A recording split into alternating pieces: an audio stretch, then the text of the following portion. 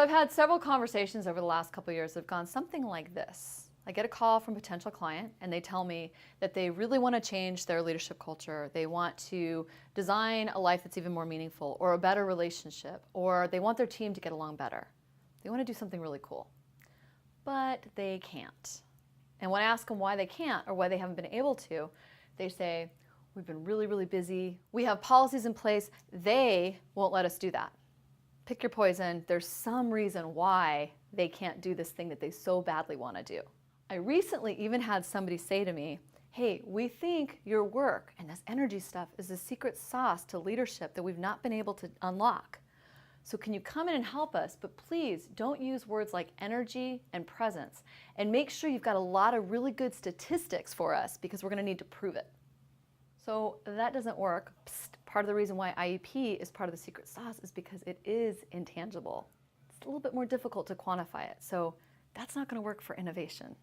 So what's happening here? You want to innovate, you want to create, you want to do things differently than you've ever done them before, but you're too busy? You can't innovate from busy. You can't innovate in ways that you've done things before. You can't innovate when you're worried about them or they or whoever letting you innovate. So first, I want to tackle this busy thing, because I think busy is one of the things that is getting in the way of us creating amazing stuff in this world. So I really want to tackle busy.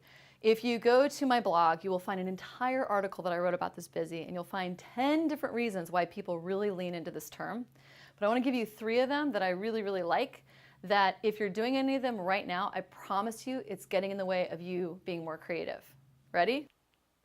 Reason number 1, it is just your default. You say you're busy just like you say you're fine. It's just a default. You don't even know you're doing it. On the flip side of this, you might actually use busy as a badge of honor. It might make you really, really important because you're so busy. So just check out number 1 and see which one lands for you. Number 2, you're not great at prioritizing and you're afraid to say no to people. You don't want to disappoint people. You don't want to disappoint your team, your partners, whoever. So you say yes to everything, and then you're really, really busy. Number 3, your attention is not focused in the right place. It's focused everywhere. Notice this is tightly connected to number 2, but it is worth saying it again. You're focused. You're not focused and connected to the things that are going to tie into your purpose and to why you do the work you do and what impact you want to have in the world. So this third number, this third reason why we get too busy is gold. To me, this is gold, because if we can shift our focus, if we can really start looking at why we're creating the things that we're creating, what the impact is that we want to have, all of a sudden that opens up a whole new level of focus and attention that we get to tap into. This is where you innovate, this is where you create, and I promise you, sitting there listening to me right now, you probably don't even know what this next step is. You're not going to figure it out by sitting here trying to figure it out. So here's where to look. I want you to start getting really, really present to why it is that you do the work that you do and what impact you most want to have with your life. So as you get in touch with the why of what you're doing, whether it's for you as an individual or you with your team or your company, just want you to get in touch with how that feels in your body and what kind of emotion it brings up for you.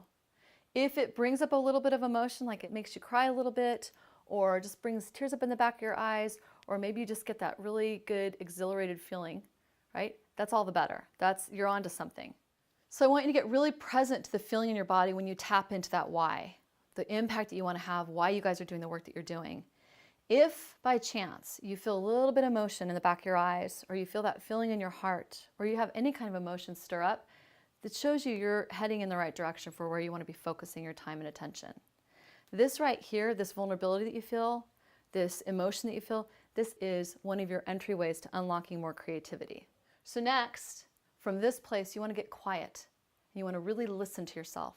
And you want to take anything off your table that adds a lot of noise or adds a lot to busy, or any of the shoulds or the they won't let us, or we can't do it because we didn't do it this way before, or any of the hows. Like, don't worry about any of that. Your primary job to tap into innovation is to get rid of things like busy and shoulds, to get really centered in yourself and to really look at what is the impact you want to have.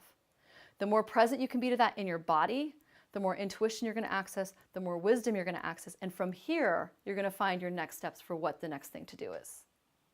Get quiet and take anything off your list that doesn't serve your outcome, anything off the list that doesn't serve the dream of what you're trying to create.